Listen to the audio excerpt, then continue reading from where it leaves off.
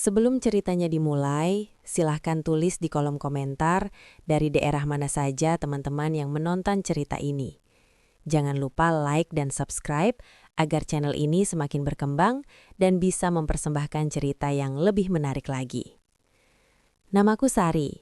Aku lahir dan dibesarkan di keluarga sederhana, di rumah kecil yang selalu penuh suara doa dan kerja keras. Ayahku seorang buruh bangunan, ibuku berjualan sayur di pasar. Hidup kami tidak pernah berlebihan, tapi aku tumbuh dengan cukup cinta untuk merasa utuh. Sejak kecil aku diajarkan untuk tidak manja, untuk mengerti keadaan, dan untuk selalu bersyukur meski hidup tak selalu mudah. Aku menikah dengan Raka setelah menjalin hubungan hampir 2 tahun. Ia terlihat sebagai lelaki yang tenang dan bertanggung jawab. Tidak banyak bicara, tapi menurutku itulah bentuk kedewasaan. Keluarganya jauh lebih berada dibanding keluargaku. Rumah mereka besar, mobilnya lebih dari 1, dan hidup mereka terlihat mapan. Aku tahu sejak awal akan ada perbedaan, tapi aku percaya cinta bisa menutup jurang itu. Awal pernikahan kami berjalan biasa saja. Tidak terlalu romantis, tapi juga tidak penuh konflik. Aku pindah ke rumah keluarga Raka. Sejak hari pertama, aku sudah merasa menjadi orang asing. Ibu mertuaku bersikap dingin. Senyumnya tipis dan cepat menghilang. Setiap pertanyaannya terasa seperti pemeriksaan, bukan perhatian. Aku mencoba memahami. Aku berkata pada diriku sendiri bahwa tidak semua orang mudah menerima menantu. Raka sendiri perlahan berubah. Ia tidak lagi sehangat saat kami masih pacaran. Ia jarang bertanya bagaimana hariku, jarang menemaniku berbincang. Aku menghibur diriku sendiri dengan berpikir bahwa ia lelah bekerja. Aku memilih mengalah, seperti yang selalu diajarkan ibuku. Beberapa bulan setelah menikah, aku mulai merasa tubuhku berbeda. Mual di pagi hari, pusing, dan lelah yang tidak biasa. Aku membeli alat tes kehamilan dengan tangan gemetar. Saat 2 garis merah muncul, aku terduduk lama di kamar mandi. Air mataku jatuh bukan karena takut, tapi karena bahagia. Aku akan menjadi seorang ibu. Aku akan punya seseorang yang memanggilku ibu. Hatiku penuh harap. Aku memberitahu Raka malam itu. Aku menunggu reaksinya dengan jantung berdebar. Aku berharap ia akan tersenyum, memelukku, atau setidaknya terlihat bahagia. Tapi yang kudapat hanyalah wajah datar. Ia berkata singkat, "Oh," lalu kembali melihat ponselnya. Tidak ada pelukan, tidak ada ucapan selamat. Hatiku sedikit perih, tapi aku berusaha tidak berpikir buruk. Mungkin ia kaget, pikirku. Keesokan harinya, aku memberanikan diri memberitahu ibu mertuaku. Aku menyampaikannya dengan sopan, berharap kabar itu membawa kehangatan. Namun beliau hanya menghela napas panjang. Ia berkata bahwa kehamilan berarti banyak biaya. Ia menyebut rumah sakit, susu, dan masa depan anak dengan nada berat. Tidak ada senyum, tidak ada doa.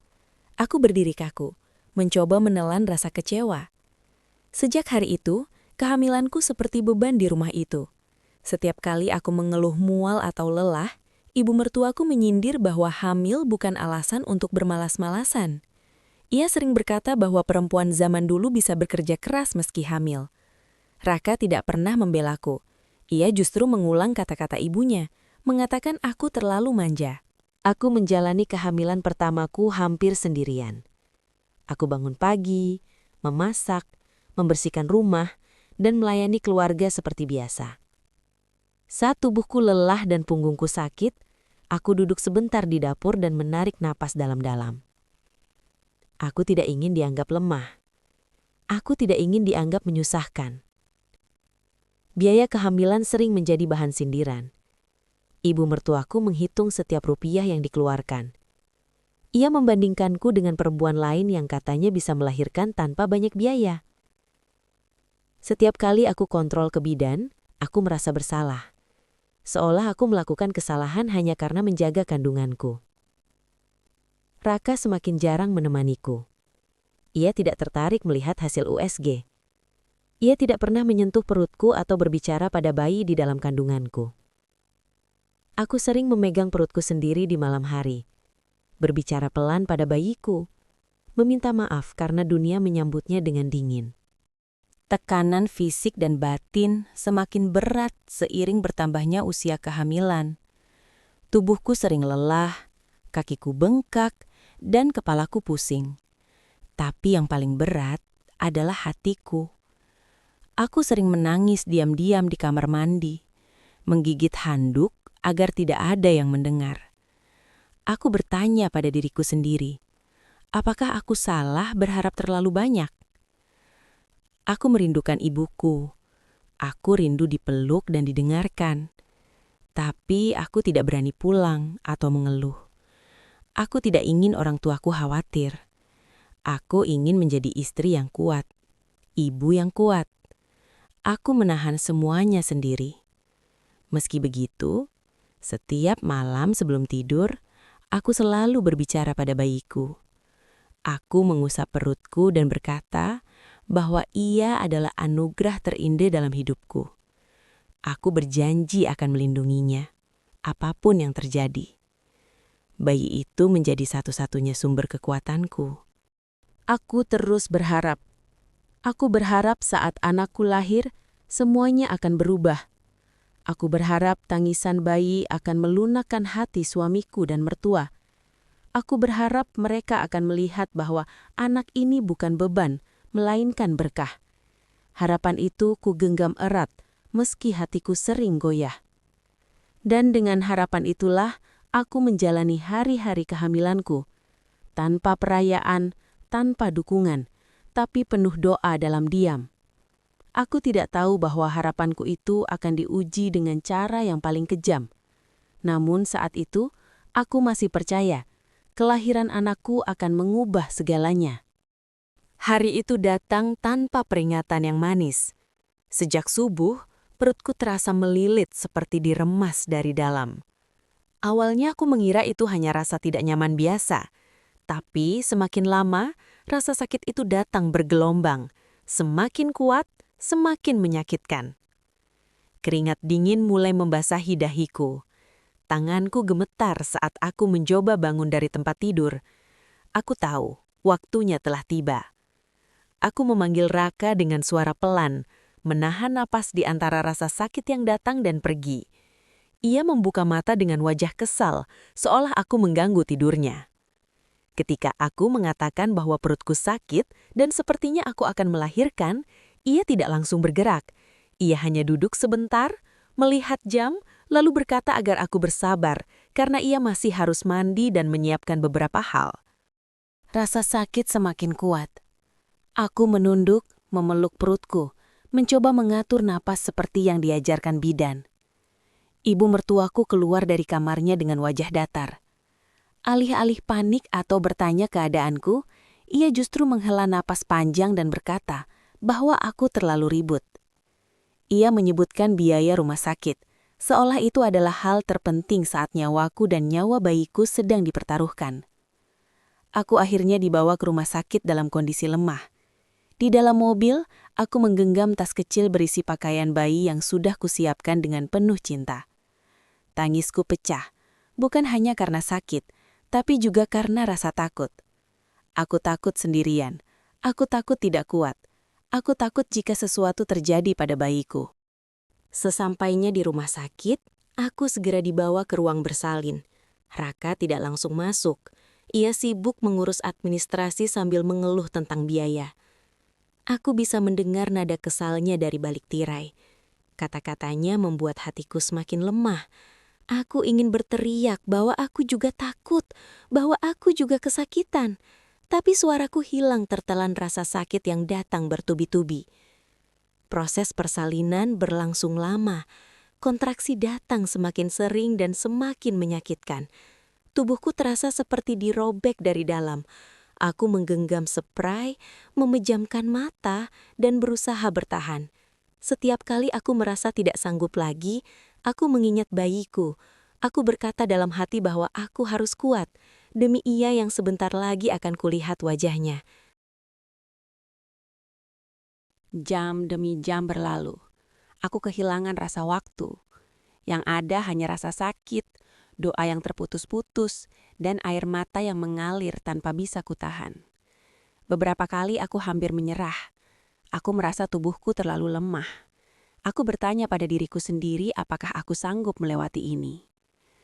Di sela-sela rasa sakit, aku mencari wajah Raka. Tapi ia jarang berada di sisiku. Ia lebih sering keluar masuk ruangan, menerima telepon, atau duduk di luar. Aku merasa benar-benar sendirian. Para perawat mencoba menenangkanku, memberi semangat, dan menggenggam tanganku.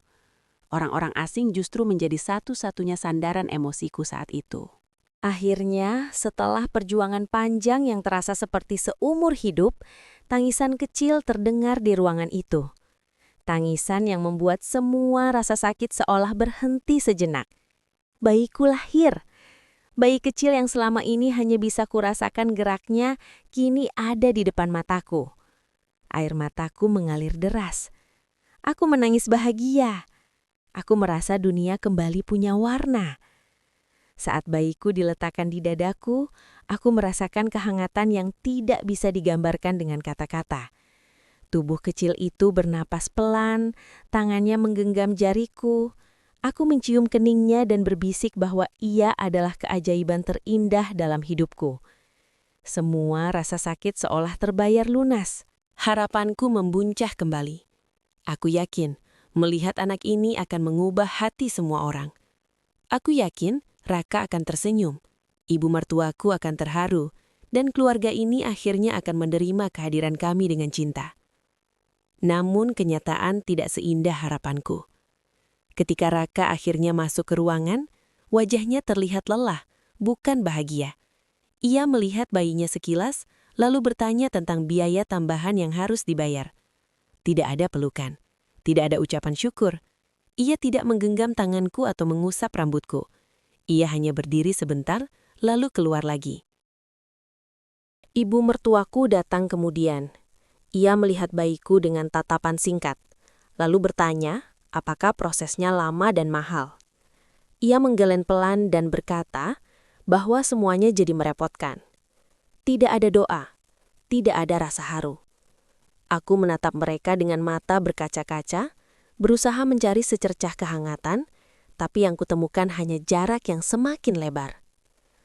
Aku terbaring lemah di ranjang rumah sakit, memeluk bayiku erat-erat. Tubuhku sakit, jahitan terasa perih, kepalaku pusing. Tapi yang paling menyakitkan adalah hatiku. Di hari ketika seharusnya aku merasa paling didukung, aku justru merasa paling sendiri. Malam itu, aku tidak bisa tidur. Aku menatap wajah kecil bayiku yang terlelap. Aku bersyukur ia lahir dengan selamat. Aku berjanji dalam hati akan melindunginya, apapun yang terjadi. Aku tidak tahu bagaimana hari-hari ke depan akan berjalan. Tapi satu hal pasti, anak ini adalah alasan aku harus bertahan. Aku tidak tahu saat itu bahwa semua ini hanyalah awal. Aku belum tahu bahwa penderitaan terbesarku belum terjadi. Aku masih berpikir bahwa hari esok akan lebih baik. Aku masih berharap terlalu banyak. Dan harapan itulah yang kelak akan diuji dengan cara yang paling menyakitkan. Beberapa jam setelah melahirkan, tubuhku masih terasa asing. Setiap gerakan kecil menghadirkan rasa perih yang menusuk. Tanganku gemetar saat mencoba menggeser posisi di ranjang rumah sakit. Jahitan di tubuhku terasa panas, kepalaku berat, dan mataku perih karena kurang tidur. Tapi di dadaku, bayiku terlelap dengan napas kecil yang teratur. Setiap kali aku menatap wajahnya, hatiku terasa sedikit lebih kuat. Aku pikir setelah proses panjang itu, aku akan diberi waktu untuk pulih. Aku pikir setidaknya hari itu akan diisi dengan doa dan ucapan syukur. Aku salah besar. Pintu kamar terbuka pelan, Raka masuk lebih dulu, diikuti ibu mertuaku. Wajah mereka datar, tidak ada senyum, tidak ada raut haru. Mereka berdiri beberapa langkah dari ranjangku, seolah aku dan bayiku adalah sesuatu yang harus dijaga jaraknya. Aku mencoba tersenyum, meski bibirku terasa kering. Aku ingin berkata bahwa aku lelah, bahwa aku butuh istirahat, bahwa aku bahagia anak kami lahir selamat. Tapi sebelum aku sempat berbicara, ibu mertuaku sudah lebih dulu membuka suara. Nada bicaranya dingin, terukur, seperti sedang membicarakan barang yang tidak sesuai harapan. Ia berkata bahwa sejak awal kehamilanku hanya membawa masalah. Biaya rumah sakit, waktu yang terbuang, dan perhatian yang harus dicurahkan semuanya dianggap beban. Aku terdiam, berusaha mencerna kata-katanya di tengah tubuhku yang masih sakit. Raka berdiri di sampingnya. Tidak mengatakan apa-apa untuk menghentikan ibunya. Ia justru ikut berbicara. Suaranya pelan, tapi menusuk. Ia berkata bahwa hidup mereka menjadi berat sejak aku hamil. Ia menyebut bahwa keadaan ekonomi mereka terganggu. Ia bahkan berkata bahwa anak ini datang di waktu yang tidak tepat. Kata-kata itu seperti pisau yang perlahan ditusukkan ke dadaku. Aku memeluk bayiku lebih erat. Tanganku gemetar. Air mataku jatuh tanpa bisa kutahan. Aku tidak mengerti bagaimana seorang ayah bisa menyebut darah dagingnya sendiri sebagai masalah. Aku mencoba bicara. Suaraku bergetar. Aku berkata bahwa aku tidak pernah meminta kemewahan, bahwa aku hanya ingin keluarga, hanya ingin anak ini diterima. Tapi kata-kataku seolah tidak berarti apa-apa. Ibu mertuaku menggeleng, mengatakan bahwa aku terlalu banyak berharap. Lalu kalimat itu keluar. Kalimat yang menghancurkan sisa-sisa kekuatanku. Mereka memintaku pergi. Bukan nanti, bukan setelah aku pulih, tapi saat itu juga. Mereka berkata aku bisa kembali ke rumah orang tuaku. Mereka berkata rumah mereka tidak sanggup menanggung beban tambahan. Tidak ada nada empati, tidak ada rasa bersalah, tidak ada kemanusiaan. Aku terdiam lama. Dunia seolah berhenti berputar. Aku baru saja melahirkan. Tubuhku belum pulih. Bayiku bahkan belum sehari menghirup udara dunia.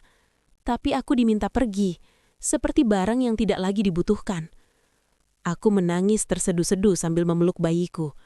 Air mataku jatuh ke pipinya yang kecil. Aku meminta waktu, meminta setidaknya 1 hari untuk memulihkan diri. Aku meminta belas kasihan, tapi mereka tetap dingin. Mereka berkata semuanya sudah dipikirkan. Tidak ada yang membelaku. Tidak ada satupun yang berdiri di sisiku.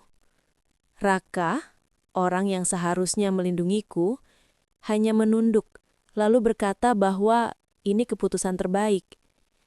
Aku menatapnya dengan mata penuh air mata, berharap ia akan berubah pikiran. Tapi harapan itu runtuh saat ia memalingkan wajahnya.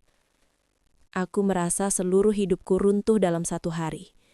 Hari yang seharusnya menjadi hari paling sakral bagi seorang ibu, berubah menjadi hari paling kejam yang pernah kualami. Perawat masuk, menanyakan keadaanku. Aku tidak sanggup menjelaskan semuanya. Aku hanya mengangguk lemah.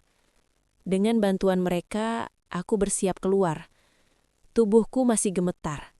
Kakiku terasa tidak kuat menopang berat badanku. Setiap langkah terasa seperti membawa beban yang terlalu besar. Aku meninggalkan kamar rumah sakit itu sambil menggendong bayiku. Tanganku gemetar, punggungku membungkuk. Air mataku terus mengalir. Di lorong rumah sakit, orang-orang berlalu lalang dengan wajah biasa. Tidak tahu bahwa seorang ibu baru saja diusir dari hidupnya sendiri. Di luar, udara terasa dingin meski matahari bersinar. Aku duduk sebentar di bangku, mencoba menenangkan napas. Bayiku meringkuk di dadaku, seolah tahu aku sedang rapuh. Aku mengusap punggungnya pelan, berbisik bahwa semuanya akan baik-baik saja, meski aku sendiri tidak yakin. Aku menelpon orang tuaku dengan tangan gemetar. Saat suara ibuku terdengar di seberang sana, aku tidak bisa menahan tangis. Aku tidak sanggup menceritakan semuanya dengan jelas. Aku hanya berkata bahwa aku di rumah sakit dan butuh dijemput. Ibuku langsung berkata ia akan datang. Menunggu di sana terasa seperti menunggu akhir dari segalanya. Aku merasa gagal sebagai istri. Aku merasa tidak berguna. Aku merasa seluruh dunia menolakku.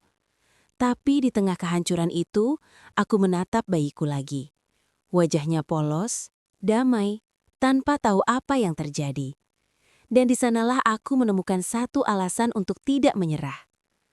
Saat orang tuaku datang, aku melihat wajah ibuku yang langsung pucat melihat kondisiku. Ia memelukku dengan hati-hati, takut menyakitiku. Ayahku menggendong bayiku dengan mata berkaca-kaca. Tidak banyak kata yang diucapkan, tapi pelukan mereka cukup untuk membuatku merasa hidup kembali. Aku meninggalkan rumah sakit itu bukan sebagai istri yang diantar pulang oleh suaminya, tapi sebagai ibu yang diusir. Tubuhku lemah, hatiku hancur, harga diriku diinjak-injak. Tapi di dalam diriku, sesuatu mulai tumbuh. Sebuah tekad yang perlahan menguat. Di dalam mobil, aku memeluk bayiku erat. Aku bersumpah dalam hati, apapun yang terjadi, aku akan bertahan demi anakku. Aku mungkin dihancurkan hari itu, tapi aku tidak akan membiarkan anakku tumbuh dalam kehancuran yang sama. Mereka boleh mengusirku, tapi mereka tidak akan pernah menghapus kekuatanku sebagai seorang ibu. Aku kembali ke rumah orang tuaku dengan tubuh yang belum sepenuhnya pulih dan hati yang masih remuk. Begitu pintu rumah terbuka, ibuku langsung memelukku dengan hati-hati, seolah takut menyentuh luka yang tak terlihat. Tangisnya pecah di bahuku. Ia tidak bertanya apapun, ia hanya memelukku. Dan untuk pertama kalinya sejak lama, aku merasa aman. Ayahku berdiri di belakang kami. Matanya berkaca-kaca saat menggendong cucunya. Tangannya yang kasar karena kerja keras bergetar saat menyentuh pipi kecil bayi itu. "Kamu di rumah sekarang," katanya pelan. Kalimat sederhana itu terasa seperti pelukan paling hangat yang pernah kuterima. Hari-hari pertama aku habiskan dengan banyak diam. Tubuhku masih lemah. Setiap bangun dari tempat tidur terasa menyakitkan. Jahitan masih perih, punggungku sering nyeri, dan kepalaku mudah pusing. Tapi aku memaksakan diri untuk bangun setiap kali bayiku menangis. Aku tidak ingin ia merasa sendirian, meski aku sendiri sering merasa rapuh. Ekonomi keluarga kami terbatas. Orang tuaku hidup sederhana, penghasilan ayah pas-pasan, dan ibuku masih berjualan kecil-kecilan. Aku merasa bersalah telah menambah beban mereka. Setiap kali melihat ibuku menggendong bayiku sambil tersenyum lelah, hatiku teriris. Aku berjanji pada diriku sendiri. Aku tidak boleh lama-lama bergantung pada mereka. Hari-hari menjadi ibu tunggal bukanlah hal yang mudah. Aku belajar menyusui sambil menahan sakit. Belajar menenangkan bayi sambil menahan air mata. Dan belajar tersenyum meski hatiku sering kosong. Malam-malam terasa panjang. Aku sering terjaga, menatap langit-langit kamar, bertanya bagaimana hidupku bisa berubah secepat ini. Saat tubuhku mulai sedikit kuat, aku mulai mencari cara untuk membantu ekonomi keluarga. Aku tidak memilih pekerjaan. Apa saja yang halal, apa saja yang bisa kulakukan, aku jalani. Aku membantu ibuku berjualan, menerima pesanan kecil-kecilan, dan melakukan pekerjaan apapun yang tidak mengharuskanku jauh dari bayiku. Ada hari-hari di mana kelelahan membuatku hampir menyerah. Tanganku pegal, kakiku gemetar, dan mataku perih karena kurang tidur.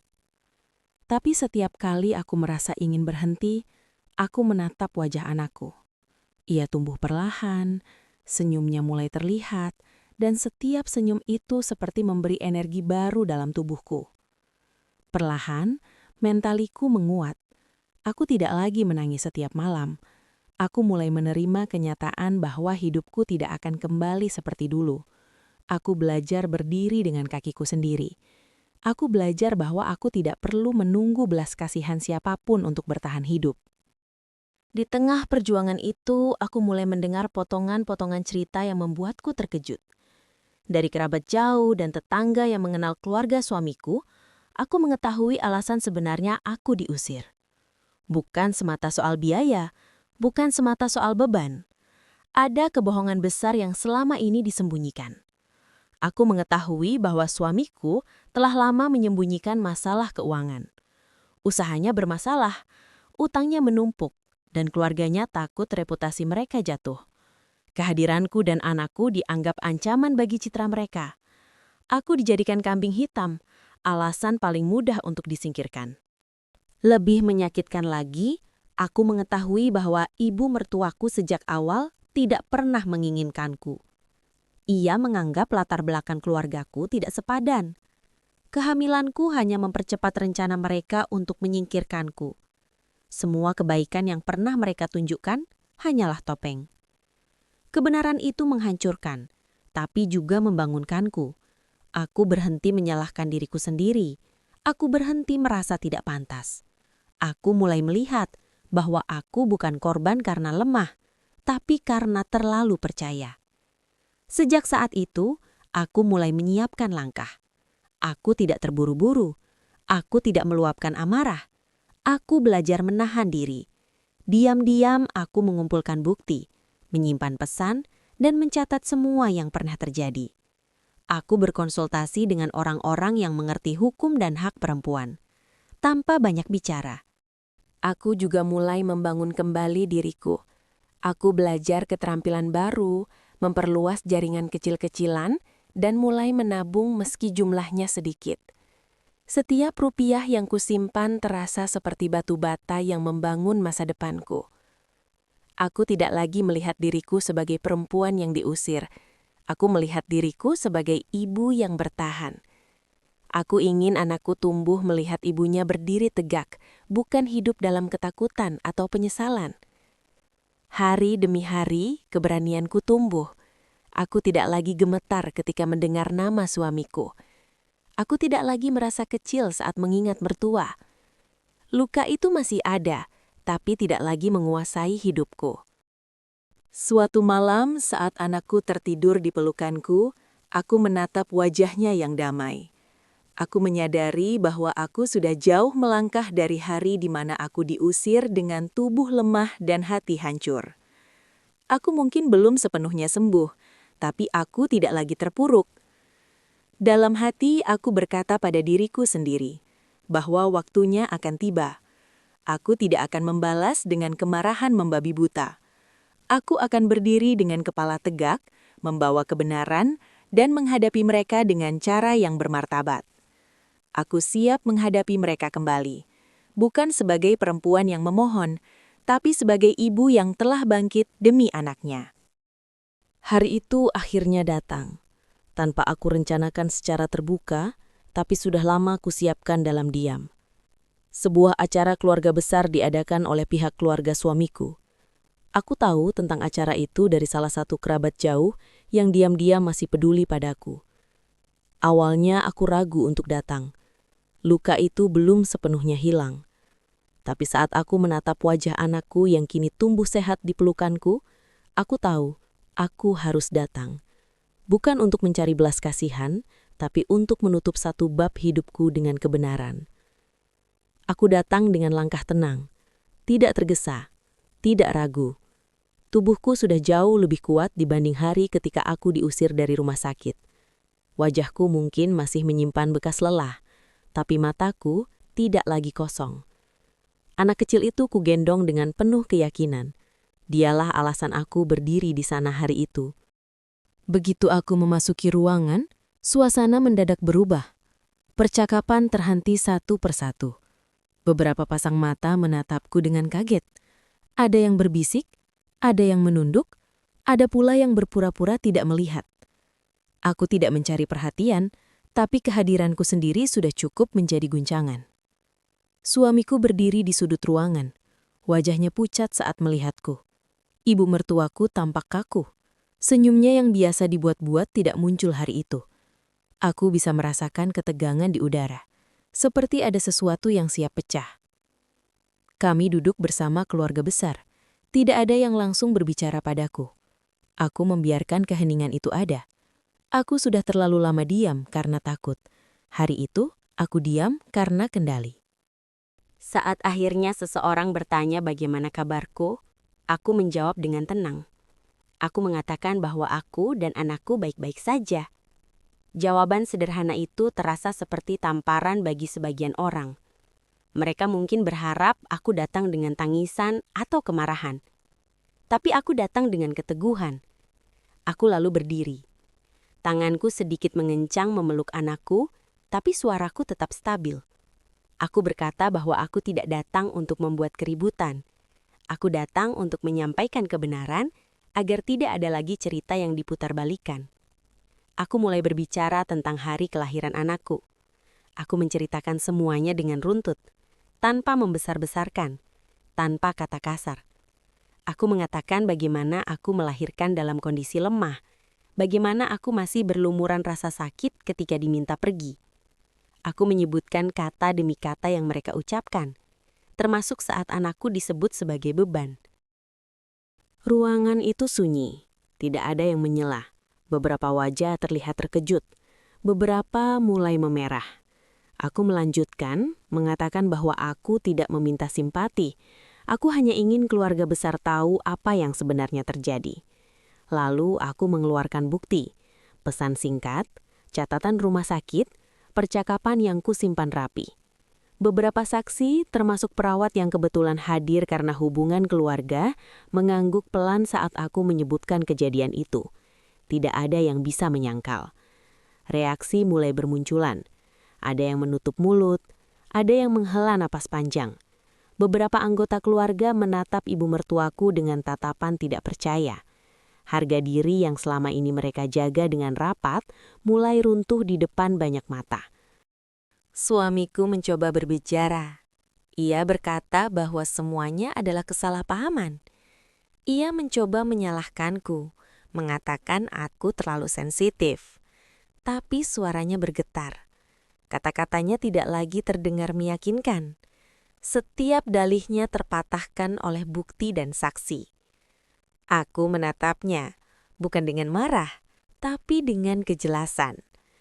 Aku mengatakan bahwa aku tidak datang untuk berdebat. Aku tidak ingin membalas luka dengan luka. Aku hanya ingin kebenaran berdiri di tempatnya.